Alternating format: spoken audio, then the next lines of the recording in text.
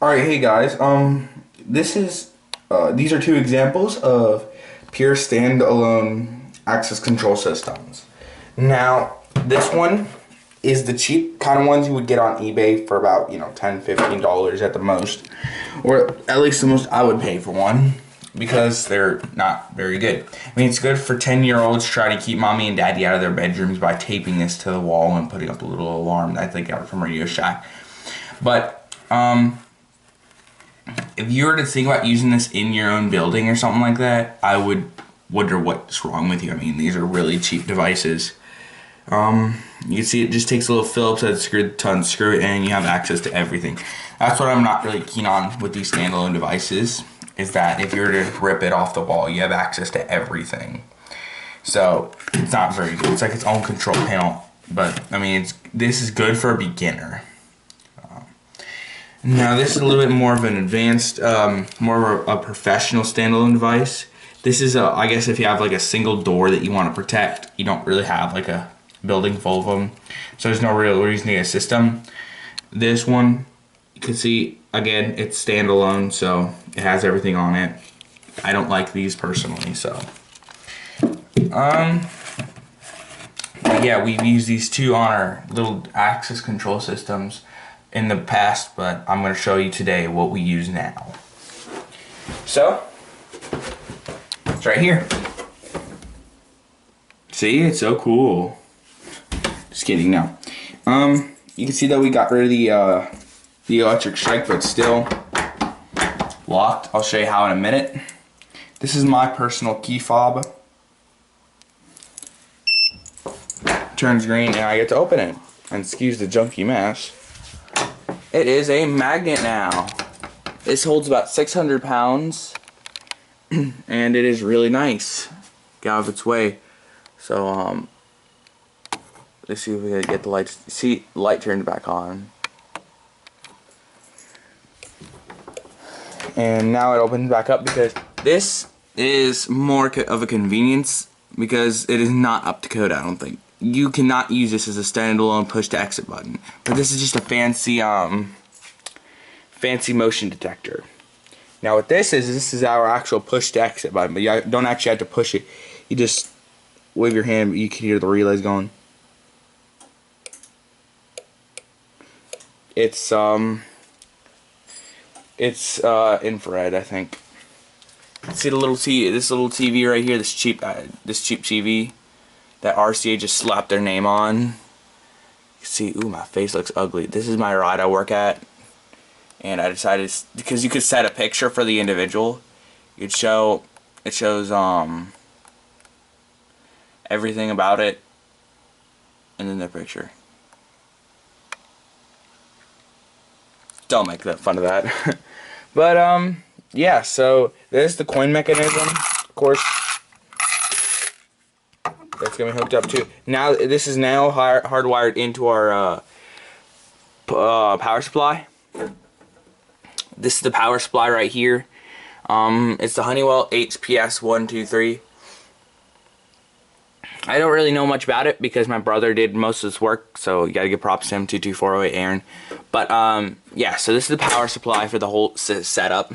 It's 12 volts DC. This is, now let me tell you what makes that RFID reader so much more secure than, let's say, a standalone device. Because with a standalone device, you could rip that off the wall and boom, you have access to everything.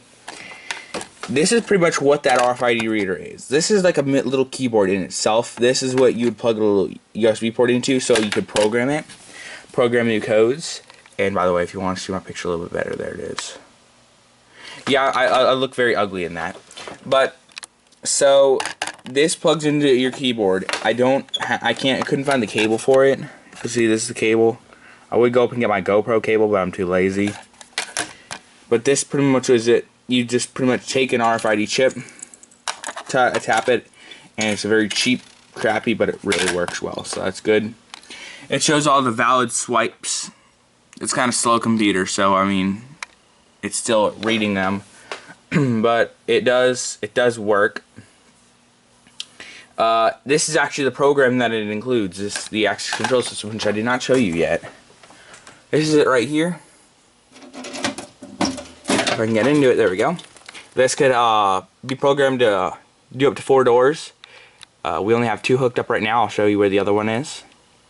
But I don't know anything about this, so don't ask me about it. But yeah, so this is not the cheapest setup, as you can tell, but it's probably the best. Like that reader out there, it's costs pretty much about the same as one of those standalone cheap Chinese devices does. So yeah, it's kind of expensive, but you know, in the long run, it's much more. It's a more, if you're looking to do this in your home, it's more challenging. So if you want a challenge, it's better to get one of these.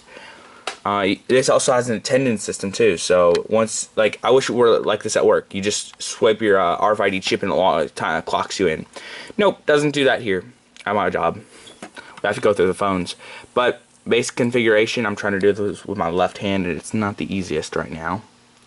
But you can controllers, all the controls. You can see that controllers, building room and personnel. Access control, and I just got out of that. Hang on. Okay, hang on real quickly. So I just got out of it. See now when you move that, unfortunately this goes away. So this setup is a dual monitor system. You can see main door, no function 3, no function 4, and then sliding door. Now if I wanted to highlight it and then set door control, and you can set this thing to online, which means it'll, you know, just accept the RFID chip. Normally open, which means it's always unlocked.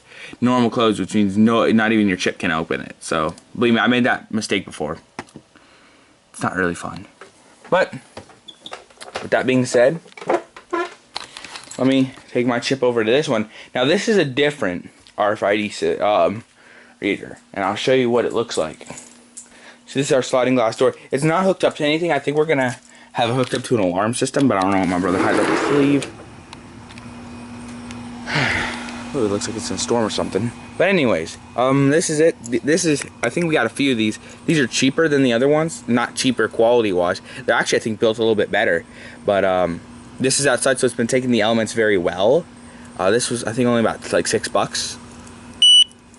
And you see that my chip isn't set to be accepted. You can see it blinks red and green since it's not accepted, but like I said, this doesn't do anything right now. It's just there until we do need it for something. So you barely even have to put it up there. So there's 4 wires that go to this, I think. 2 for data and 2 for power. So if you just break it open, tap the wires together, it's not going to do anything you want. So that's pretty cool. Let's see, did I miss anything? Oh yeah.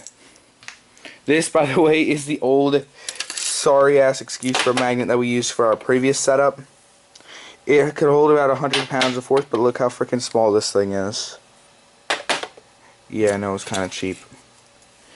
We didn't really know what we were doing back then. But anyways, this, like I said, this is our new setup. This coin mechanism over here is going to be set to, by the way, this doesn't do anything. It's just, I think, for show. But this coin mechanism is going to be set up. Let's say I want to give somebody a one-time access, you know, hand them a coin so they can go, a token so they can go in whenever they please, but they can't, like, you know, regain access. The only thing I'm looking to do is like kind of build a box around this, the lockable box, so I can just give my coin back. But that's probably made in a future project. This door, by the way, is a heavy-duty fire door that we got quite a while ago, actually, from the Habitat store for about $15. It was not easy getting it on the truck and getting it home because it is solid. It's not like hollow, like a house door. You can see whatever the hell's in there. I don't really know, but, you know. This is a very heavy door. We had to put our school textbooks to use that day because that's the only thing we could use to get this thing up on its freaking hinges. But it's very heavy duty. This doesn't do anything as of now.